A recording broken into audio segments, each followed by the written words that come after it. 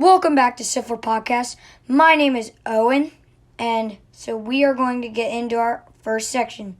So I'm really sorry that I haven't been able to get any uploads in the past couple weeks because I've just been really busy with the start of school and stuff. So we'll get back to weekly uploads from now on.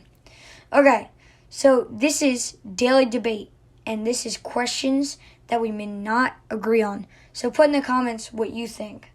And if you disagree with me, it's okay. So the first question is, who would you rather have for your last drive to win a game? Aaron Rodgers or Tom Brady? And I'm picking Tom Brady because he's just done it so many times. It's not even funny. Even though I'm not a Brady fan at all, I'm an Eagles fan. I don't like Tom Brady at all. But it's just the consistency that he has at the end of the games. Next question is, who would you rather start your franchise with, Kirk Cousins or Jimmy Garoppolo? So for me, this is pretty easy. It's Kirk Cousins. Because Jimmy Garoppolo, he's never really been like a super consistent guy unless it was the year that they went to the Super Bowl against the Chiefs. But every other year, he's never really been, like, he's average, but he's not, like, anything above average anytime. But Kirk Cousins, on the other hand, he's always above average. He almost has Pro Bowl years every single year, and that's why I'm taking Kirk Cousins. Okay, so second to last question. Who would you rather build your defense around, Khalil Mack or Aaron Donald? For me, this is a really hard question, even though Khalil Mack is a little bit younger than Aaron Donald. I'm going Donald because he's just so stinking consistent. He's always out there on the field getting double teamed, and that gives you matchups to your other guys on your line. So, like, he might not get, 20-plus sacks, but he will get you matchups for every other guy on your line, and he's a great run stopper. So this is the last question.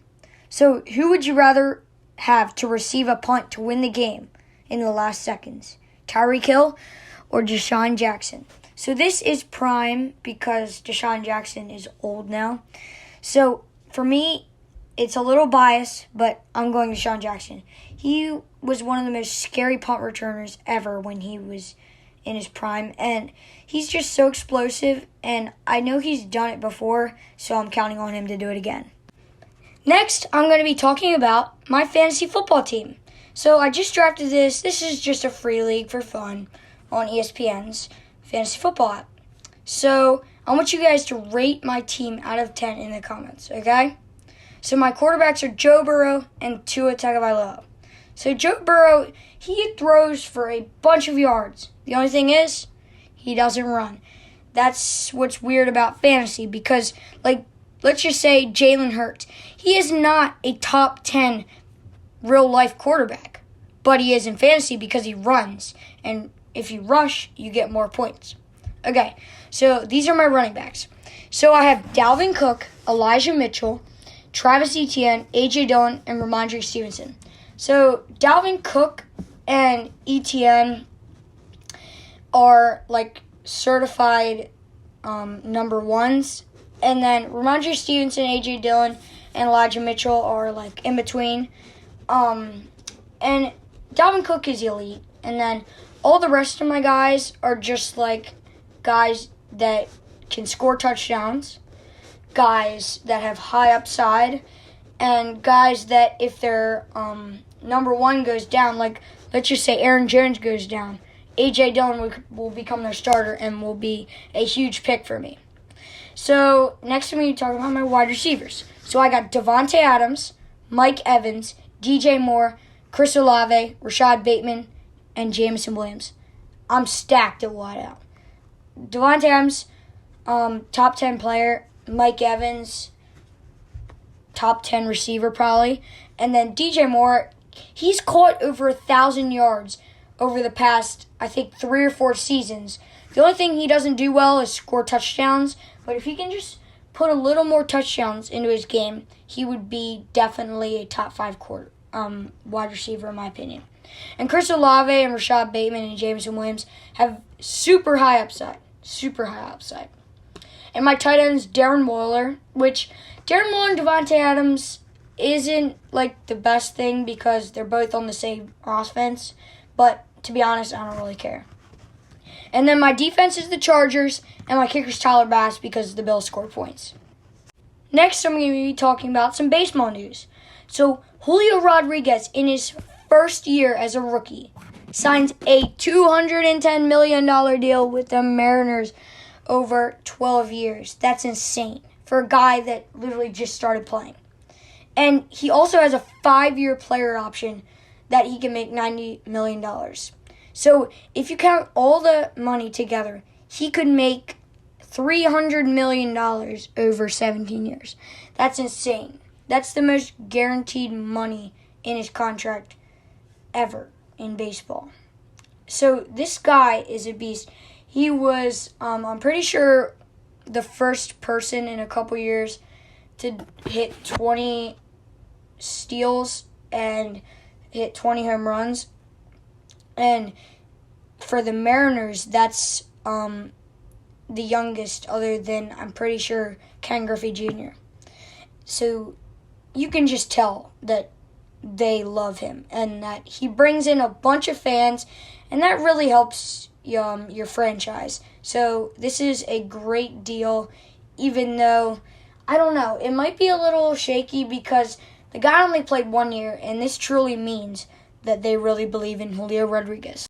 Okay, so I know I already did the Madden 23 quarterback ratings, so now I'm going to do the running back ratings. And even though Madden 23 is already out for a couple weeks, I still really want to do this. Okay, so this is the ratings. So Derrick Henry has a 97, Nick Chubb has a 96, McCaffrey has a 96, Jonathan Taylor has a 95, Dalvin Cook has a 94, Joe Mixon has a 93, Alvin Kamara has a 90, Aaron Jones has an 89, Austin Eckler has an 88, and so does Ezekiel Elliott. Okay, so here are my points that I think they missed. So how is Christian McCaffrey higher than Jonathan Taylor?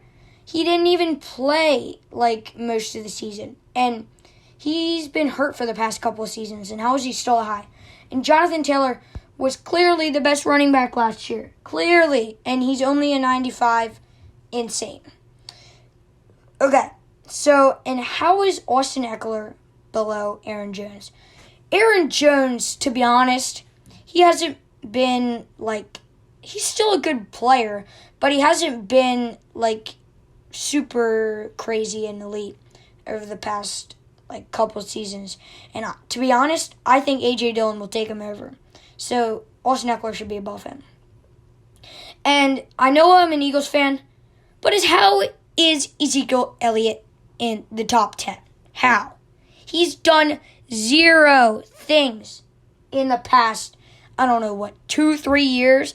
The guy literally averaged, 50 yards a game. That's, trash. He used to average, 100 something in his rookie season, and that just shows you that running back shelf life is so bad.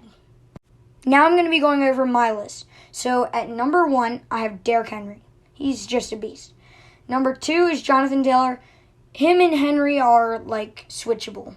And then it gets down from here. They're all really good running backs, but Henry and Taylor are just top tier.